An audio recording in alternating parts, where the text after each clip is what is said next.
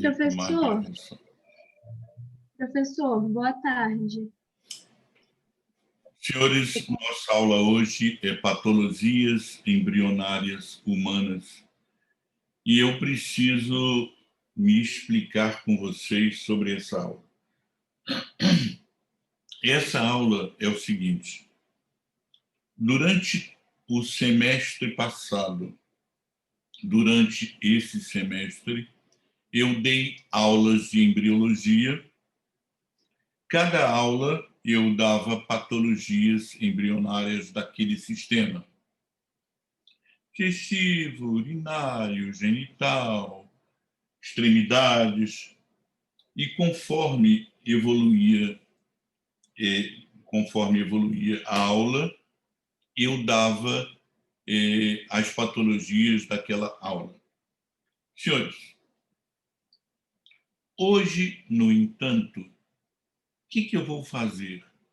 Eu vou pegar todas aquelas patologias que eu dei e vou organizá-las pelos tipos de patologia que são. Na verdade, eu vou trazer de volta a patologia do urinário, do respiratório, do digestivo, que foram vistos no primeiro semestre, e todas as patologias que nós vimos nesse semestre. Tudo bem? Deixa eu colocar aqui o chat. Nesse computador, para que eu possa ver.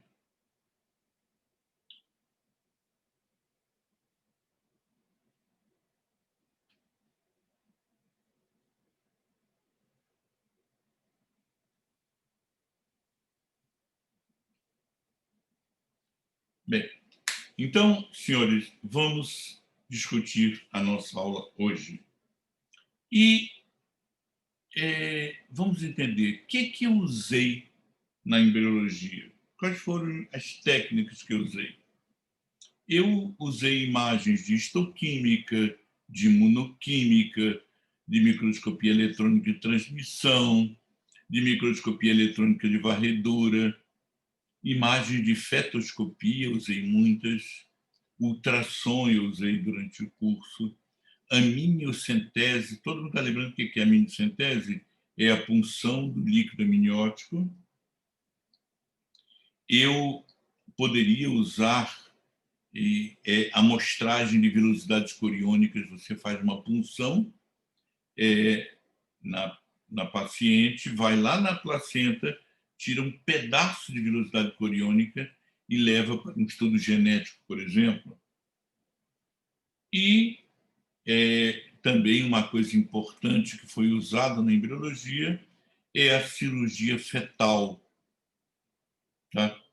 A cirurgia fetal é feita com histerotomia, ou seja, você abre o útero, você abre o abdômen da paciente, o útero, o líquido amniótico, a bolsa amniótica, e pega o concepto e põe numa mesa auxiliar. Isso é a cirurgia fetal com histerotomia.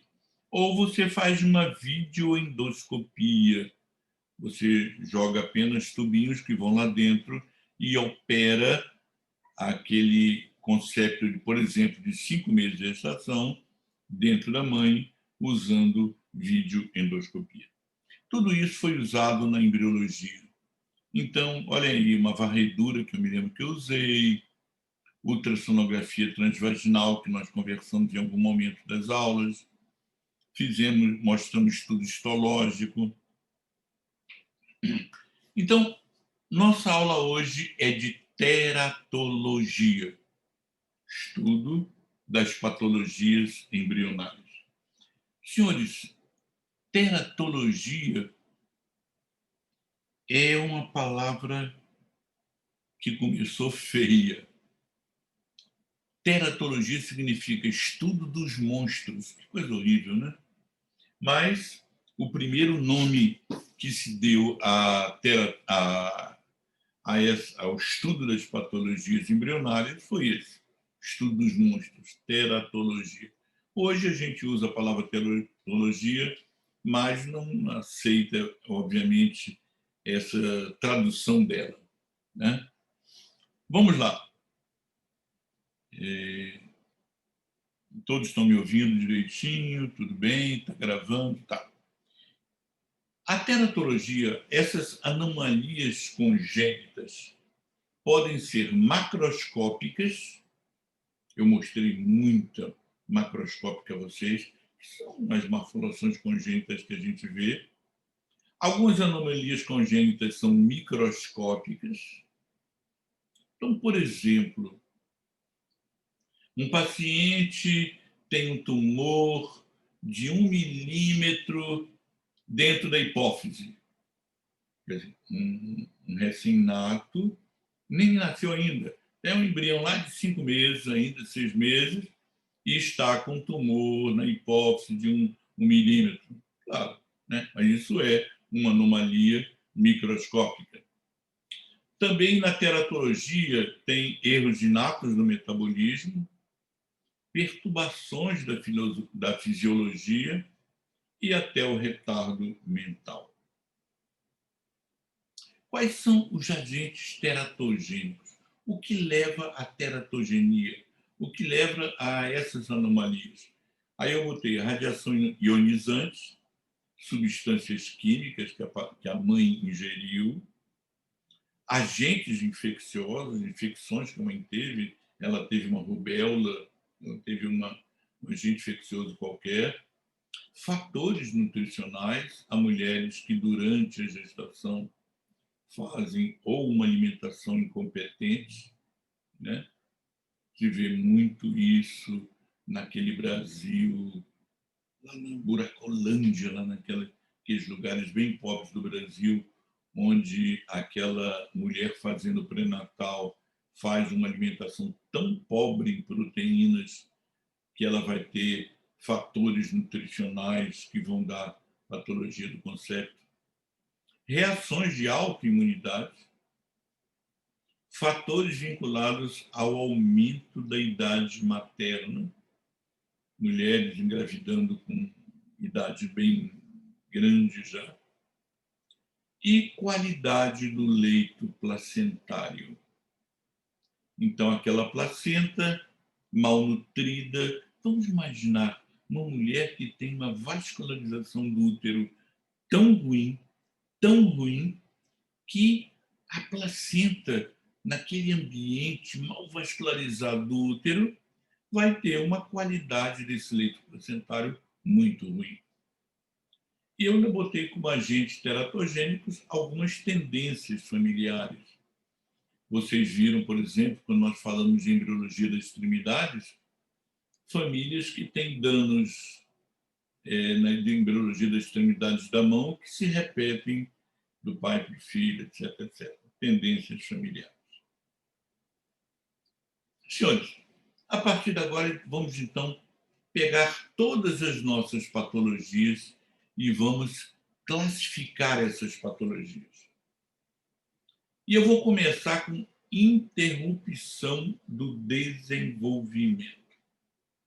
É uma patologia em que houve interrupção do desenvolvimento. Aquele concepto, em algum dos seus sistemas, houve uma interrupção do desenvolvimento do sistema. Vamos lá, exemplos. Se lembram?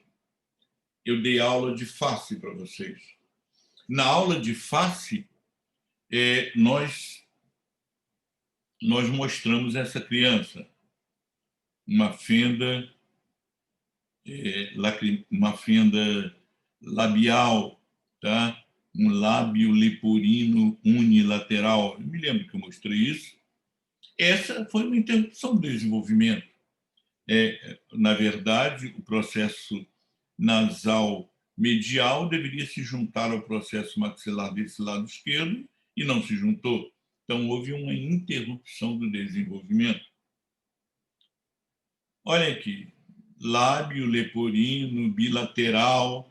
Essa criança, inclusive, além do lábio leporino, tem uma fenda palatina, tá? Então, houve uma interrupção do desenvolvimento do palato, houve uma interrupção do desenvolvimento do lábio, interrupção do desenvolvimento. Olhem essa interrupção do desenvolvimento. Essa está bem clara, né? Os nasais mediais dessa criança não se fundiram.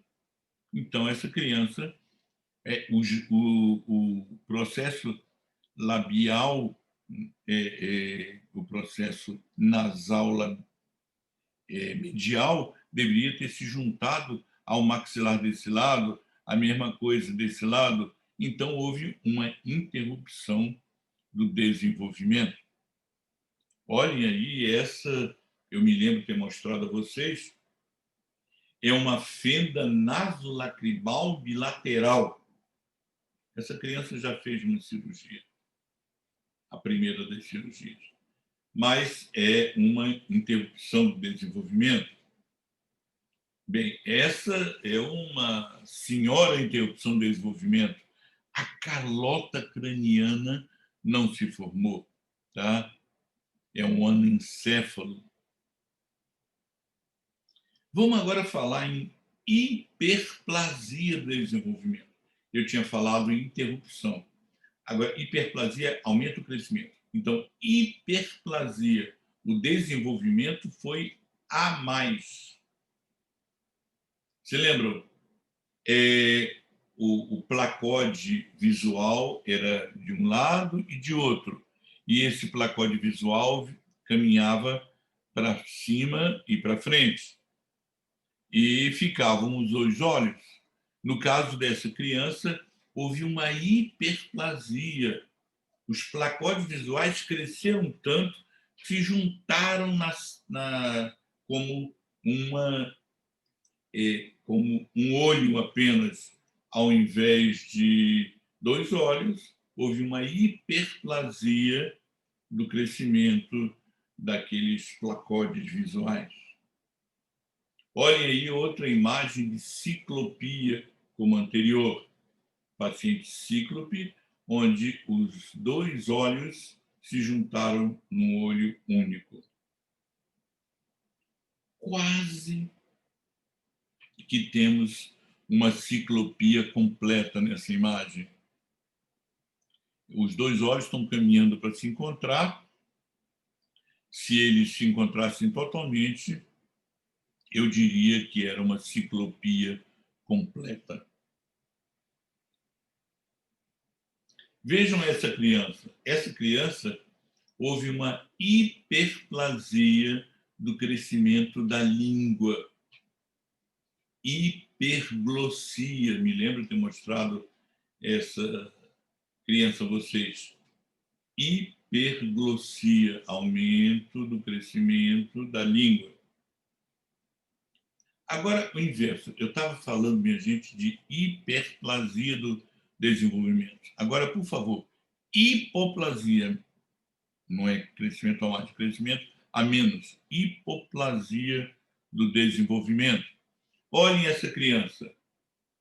Os membros inferiores dessa criança são normais, mas os membros superiores dessa criança estão com hipoplasia. Isso é uma meromelia, eu também chamei na época de focomelia. Então, os membros superiores dessa criança tiveram uma hipoplasia do crescimento. Olha, essa criança tem uma meromelia quadrilateral. Os quatro membros, os dois superiores dessa criança, tiveram uma hipoplasia do crescimento. Se lembram? Eu me lembro de ter mostrado esse slide de uma meromelia quadrilateral. Se eu estou falando em hipoplasia do desenvolvimento, essa criança, anoftalmia, essa criança, um dos olhos não se formou. Houve uma hipoplasia do desenvolvimento de um olho. Que na época eu me lembro de ter mostrado isso e chamei para vocês isso de anoftalmia. Agora, a genesia da estrutura. Quando eu digo a genesia, não se formou. A estrutura não se formou. A genesia. Olhem essa criança. Essa menina, nos membros superiores, Não houve uma hipoplasia, não. Hipoplasia de desenvolvimento pequeno. Houve uma agenesia. Essa criança não teve um crescimento dos membros superiores. Agenesia, falta de crescimento. Olha essa agenesia quadrilateral. Não se formaram os membros superiores, não se formaram os membros inferiores. Amelia quadrilateral. Estou falando em agenesia. Estou falando. Tem uma pergunta, já vou responder. Estou falando em agenesia. Por favor, olhem o conduto auditivo externo dessa criança, que vocês não estão vendo. Houve uma agenesia do conduto auditivo externo. O Gabriel pergunta, professor, qual a diferença da hipoplasia da interrupção do desenvolvimento? Na hipoplasia, houve um crescimento pequeno. Na interrupção do desenvolvimento, não houve o desenvolvimento de uma determinada estrutura. Malformações de origem genética. Isso vocês viram nas aulas que já tiveram de genética, que vão ter ainda mais uma, mas vocês viram lá malformações, que são patologias embrionárias, só que de origem genética. Por exemplo, essa criança, os nasais mediais não se fundiram completamente. Está com esse nariz aí próprio de que os nasais mediais não se fundiram. Mas essa criança, essa patologia embrionária tem uma origem genética. Olha aí, 2 irmãos com uma patologia de face, dá para ver a orelha com déficit, dá para ver que a mandíbula está pouco crescida. Mas essas 2 crianças, essas são irmãos, a menina e o menino, eles têm uma patologia genética que gerou essas patologias de face. Fusão de órgãos. Fusão de órgãos. Se lembram? Isso ficou lá no primeiro período de vocês, eu mostrei esse rim em ferradura. O rim em ferradura é porque o rim da direita se fundiu com o rim da esquerda. Na imagem da esquerda de vocês é um esquema, na imagem direita é uma fotografia de uma peça anatômica patológica. O que vocês estão vendo? Vocês estão vendo uma fusão de órgãos. Tá? Falta de fusão de estruturas é outra coisa. Se lembram? Vamos lá. Vejam, por enquanto, só a imagem da esquerda. Eu mostrei essa imagem. Era uma onfalocele, outro nome, exônfalo. E era o quê? A somatopleura de um lado, a somatopleura de um lado não se juntou na somatopleura do outro, e as alças que saíram e que teriam que voltar, nós vimos isso na aula de digestivo, elas não voltaram. Por quê? Porque essas estruturas não se fundiram. A imagem da direita, gastroesquise, é quase a mesma coisa, né? Só que a da esquerda é a nível do cicatriz umbilical e a da direita é abaixo da cicatriz umbilical. Mas importa o quê? A somatopleura não se fechou. Tem outra pergunta? Um aluno aqui, o Nicolas, pergunta: caso o rim seja fundido, como isso poderá afetar sua função? Minha gente, o rim discoide, que é um rim em que o rim direito e o rim esquerdo se fundem completamente, ou esse rim em ferradura, às vezes não afeta a função. Eu me lembro de ter visto num cadáver lá na Unirio, que os alunos me chamaram para ver, um cadáver que tinha um rim em ferradura. E aí ficou a pergunta: será que esse sujeito, quando o indivíduo vivo, ele descobriu que tinha um rim em ferradura? Não, às vezes não. Quantos de nós podemos ter uma patologia, uma fusão renal, mas nunca fizemos um exame para conferir isso?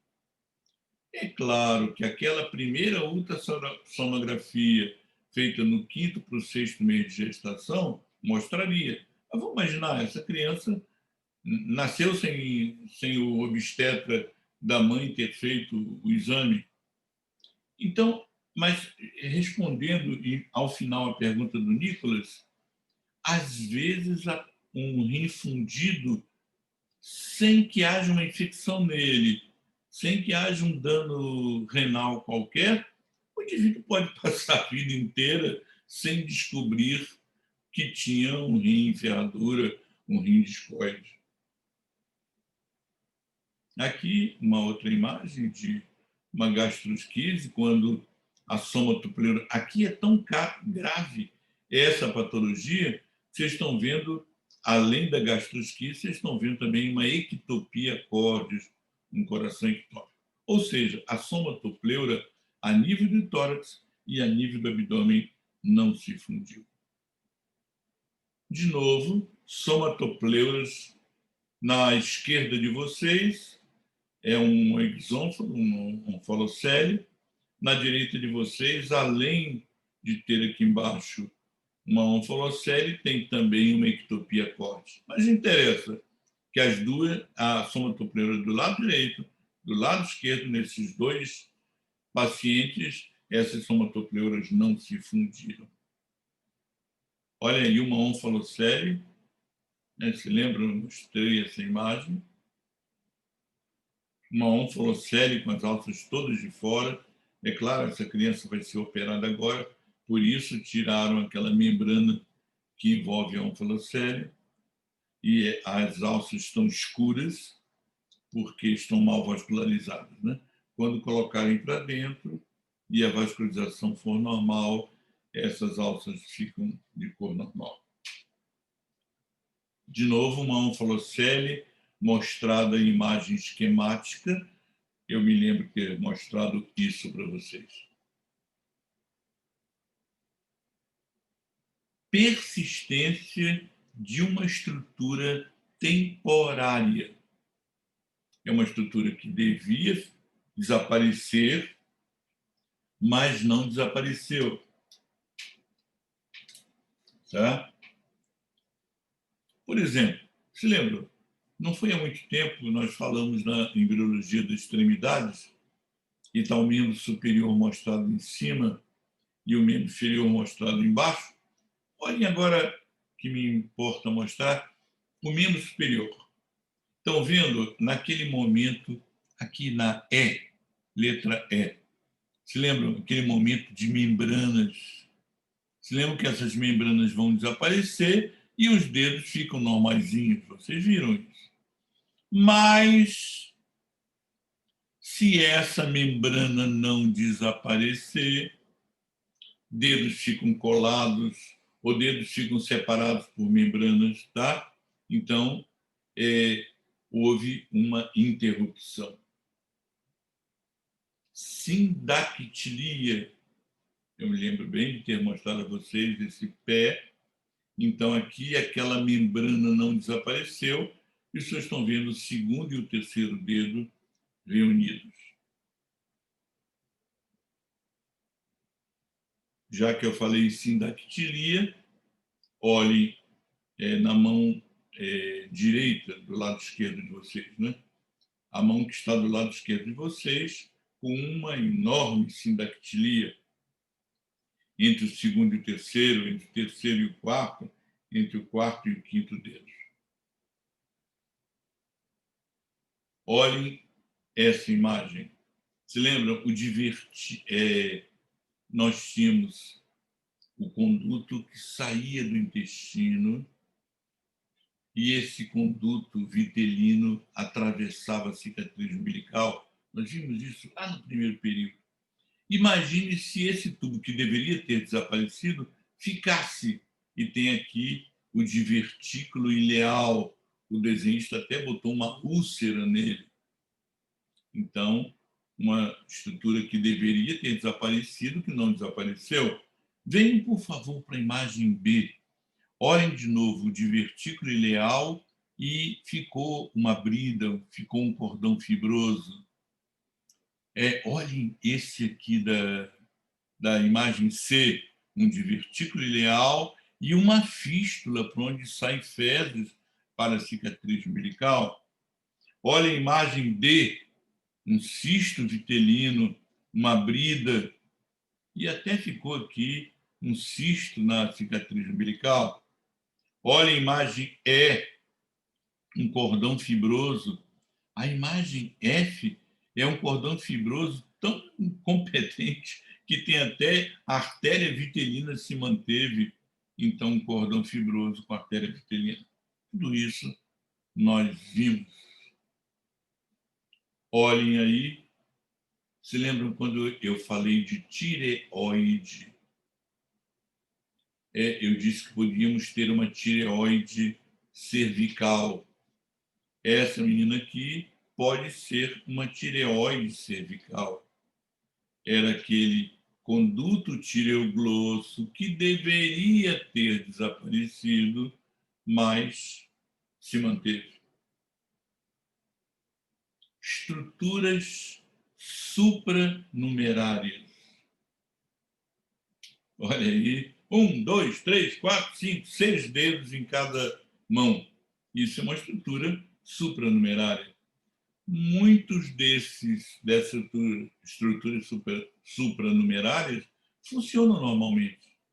Esse indivíduo aí, vocês veem que os dedos são todos aparentemente normais. Então, é provável que todos esses dedos participem da apreensão de alguma coisa, né? Eu já vi muito, eu fui obstetra até parar de fazer medicina, e como obstetra, muitas vezes eu vi crianças que nasciam com o sexto dedo, mas era tão pequeno que não era funcionante. Até o pediatra, o cirurgião pediátrico, já no berçário, já tirava aquele dedinho para a mãe não ver. Tá? Mas no caso dessa imagem aqui, é uma estrutura supranumerária funcionante. Olhem aí, 1, 2, 3, 4, 5, 6 dedos. Tá? Polidactilia, isso são estruturas supranumerárias. 1, 2, 3, 4, 5, 6, 7, 8 dedos nesse pé.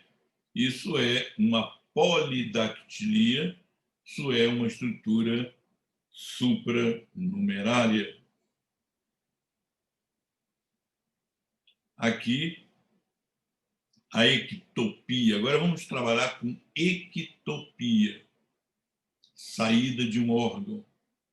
Então, eu me lembro de ter mostrado na aula de urinário essa menina da esquerda, viva, essa da direita, que é o natimorto, em que a bexiga saiu pela vulva, uma ectopia de bexiga, ectopia vesical.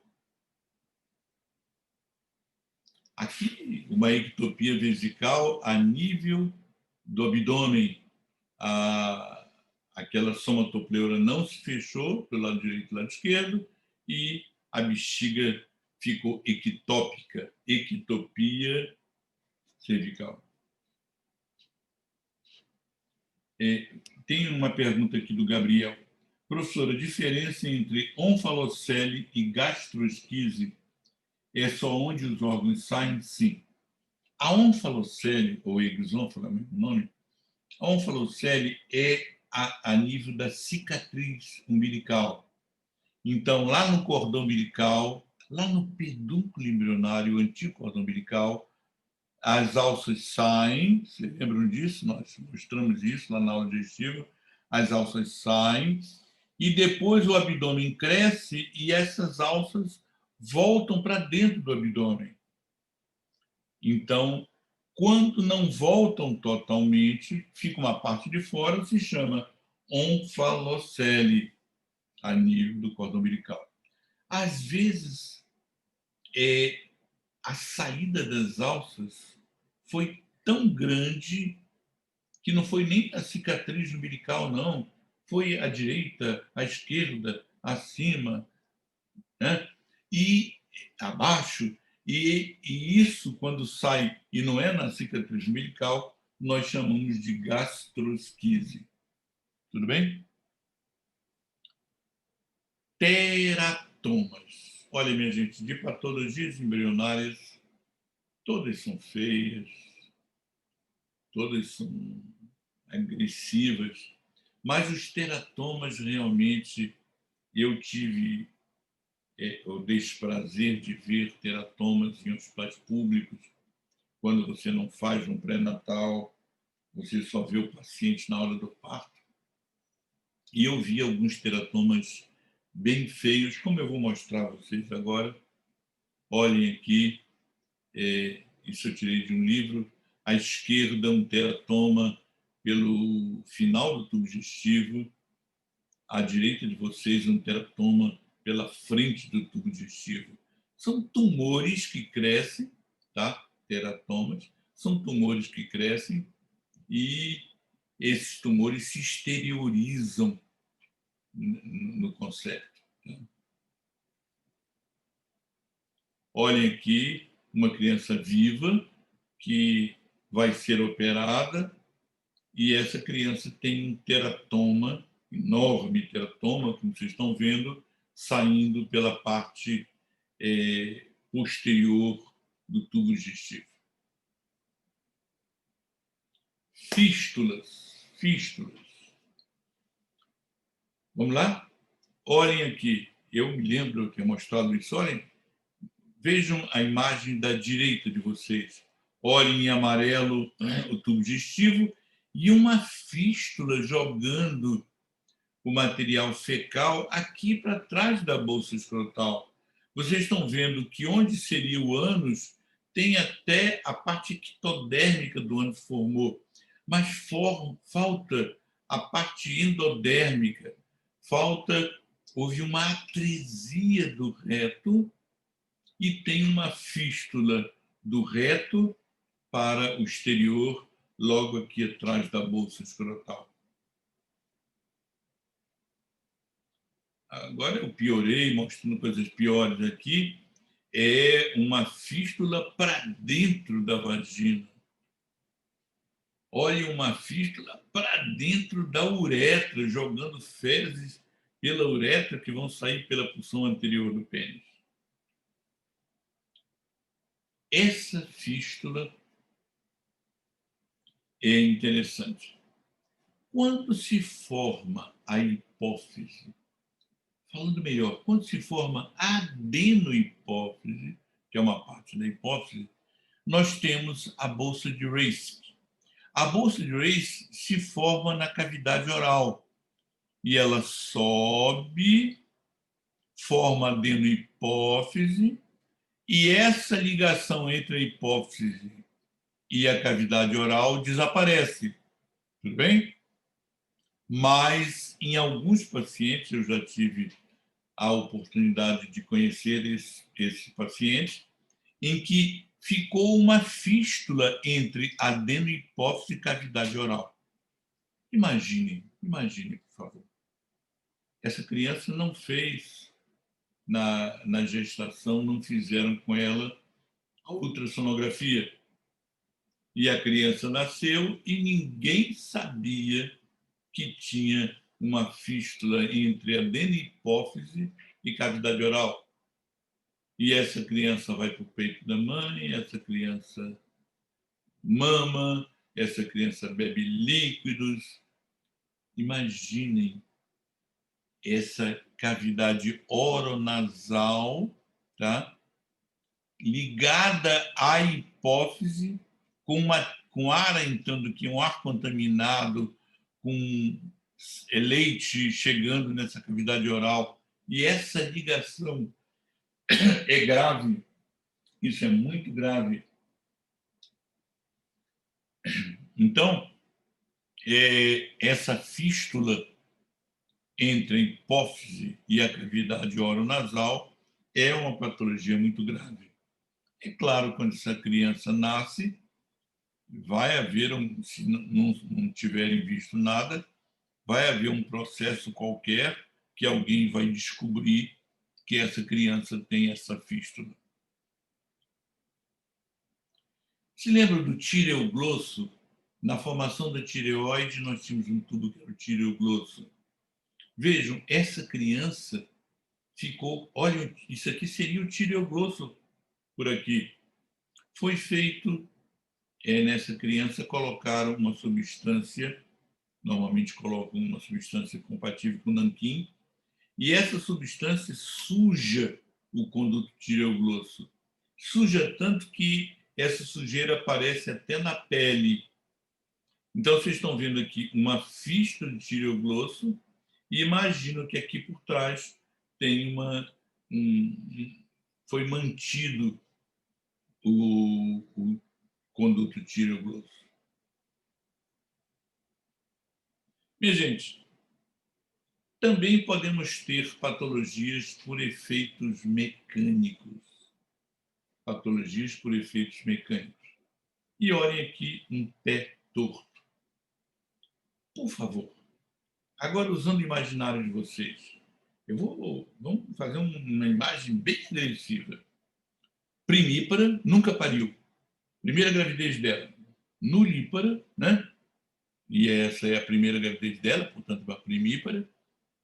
E agora, vamos fazer uma coisa bem agressiva.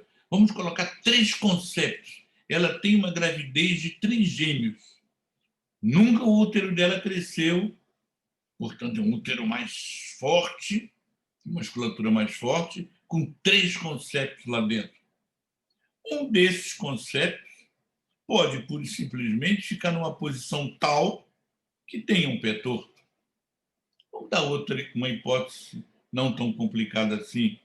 Uma gravidez com tumor uterino.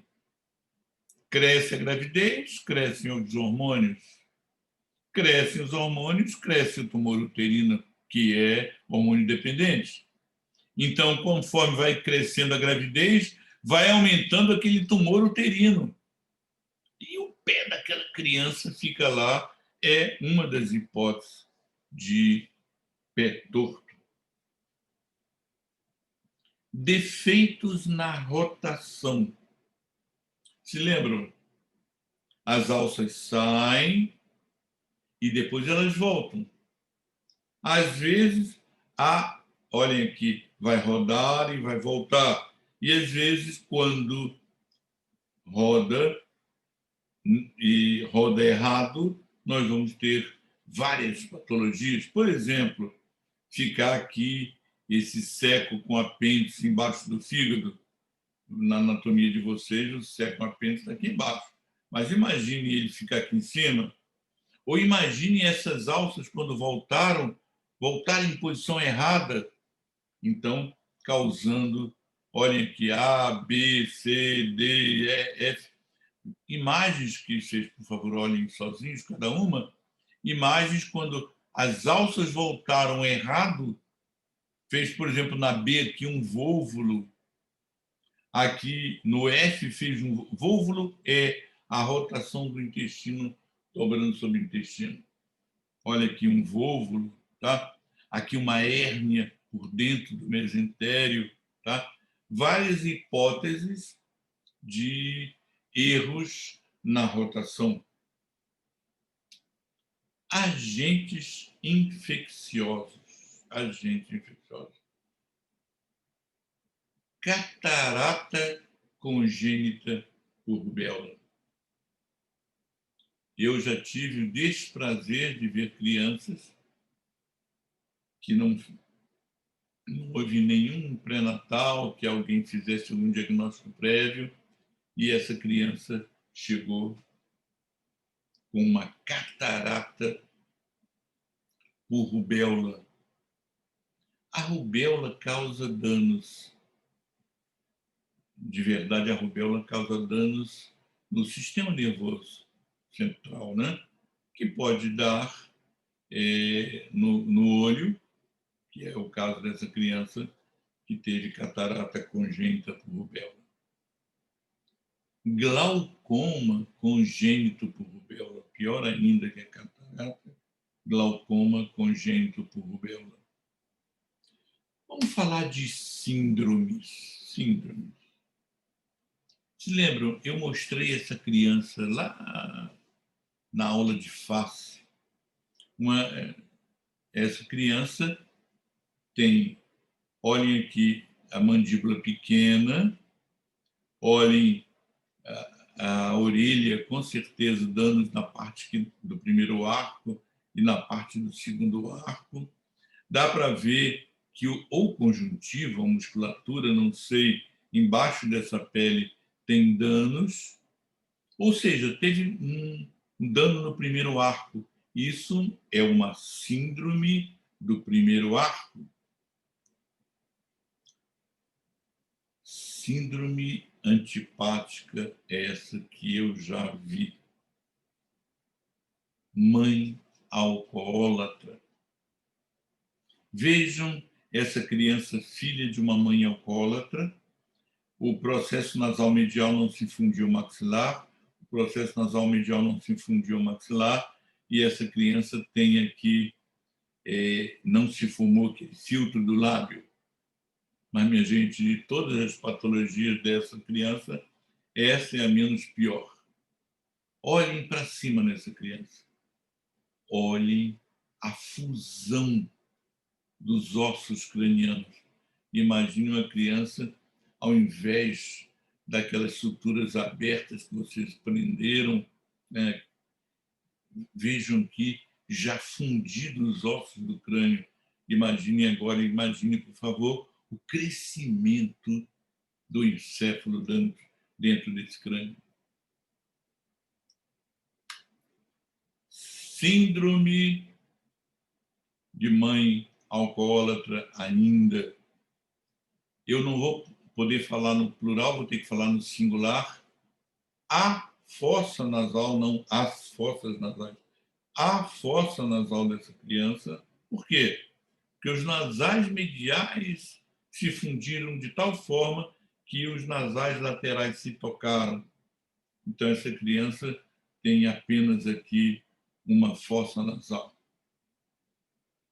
Essa é a síndrome de mãe alcoólatra. Senhores, espero que os senhores não vejam isso. Eu tive o desprazer de ver isso em hospitais públicos, a gente vê isso, mas vi pacientes com síndrome alcoólica bonitinhas, educadinhas, que não bebiam cachaça, que só bebiam uísque de alta qualidade, né? E terminaram numa síndrome alcoólica. Olha, essa síndrome alcoólica é bem típica, lembra até o que vocês estudaram ou estudarão em sífilis. A criança tem uma fronte olímpica e um nariz em cela, mas isso é fruto de mãe alcoólatra. Aí, de mãe alcoólatra, que eu já vi imagens, essa é uma das piores, né? É um natimorto, obviamente, em que vocês não veem nariz, nem se formou direito, não dá para nem notar quase nariz aqui, tá? Então, síndrome alcoólica. Senhores, essa aula era uma aula curta e eu, a partir de agora, estou, antes de pensarmos em frequência, peraí, tem uma pergunta aqui. O Professor. Leonardo está dizendo, está dando umas trovoadas brutais em Miguel Pereira. Se eu cair, foi por isso. Semana próxima passada eu estava em Vassouras, hoje estou em Niterói, mas eu estava em Vassouras e também vi trovoadas enormes lá. Mas muito bem, jovens, alguém tem alguma pergunta? Professor. Antes da frequência, façam perguntas. Professor, está me ouvindo? Essa aula de verdade foi uma revisão de todas as nossas patologias embrionárias, talvez por isso tenham menos perguntas, mas se alguém tiver alguma pergunta, estou à disposição para responder antes da frequência, aí no oral, ou...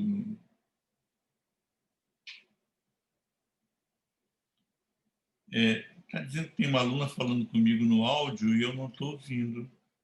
Deve ser problema do meu computador. Por favor, filha, pergunte então no chat, por alguma razão eu não estou ouvindo aqui. Pergunte no chat, por favor.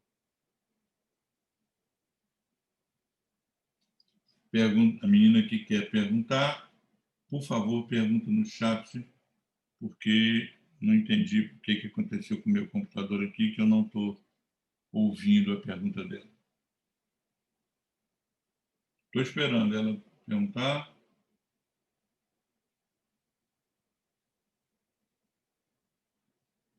Por favor, pergunte no chat, não estou vendo. Não sei o que aconteceu aqui com o meu computador, que o som de pergunta oral não está aparecendo. Ah, a Franciane. Professor, a fronte olímpica sempre é acompanhada de nariz em cela. Fronte olímpica e nariz em cela são características de sífilis, que não foi o que eu usei agora, e são características de filho de mãe alcoólatra. Às vezes vem apenas a fronte olímpica e às vezes vem até o nariz em cela. Nem obrigatoriamente terão os dois. Aqui a Juliana faz uma pergunta. Juliana, você pergunta, ossos cranianos fundidos seria a fronte olímpica? Não, a fronte olímpica é a testa aumentada. Ossos cranianos fundidos é lá, se lembra, aquelas fontanelas que vocês viram na anatomia. Aquelas fontanelas têm... A criança nasce com fontanelas e, aos poucos, os ossos do crânio vão crescendo e acabam por se fundir. Só que aquela criança que eu mostrei, ela já nasceu sem fontanela, já nasceu com os ossos cranianos fundidos. Não é a fronte, não é a testa, é lá as fontanelas lá nos ossos cranianos. Estou continuando esperando perguntas. Por favor, por enquanto, façam no chat, porque por alguma razão meu computador teve uma crise epilética e não está me deixando ouvir vocês. Bem, se ninguém tem mais nenhuma pergunta, por favor, coloquem no chat a frequência. Jovens, essa é a minha última aula com vocês. Que prazer imenso tê-los conhecido. Que pena que essa pandemia não me deu o prazer de ver o rosto de vocês. Mas nem por isso eu não darei mais aula no segundo período, vocês estarão no terceiro, mas nos encontraremos aí pela faculdade, com certeza nesse 2021 maravilhoso que nós acreditamos será. Eu já poderei ir à faculdade, já darei minhas aulas completas, aulas presenciais que durante tantos anos eu dei, que esse 2020 maldoso me roubou o direito.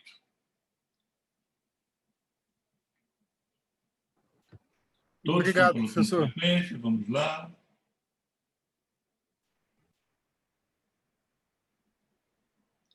Senhores, Eu vou continuar recebendo frequência, vou apenas fechar a minha câmera e o som. Um abraço bem grande para vocês. Façam um curso de medicina maravilhoso. Sejam médicos especiais, como nós imaginamos que vocês serão. Um abraço forte.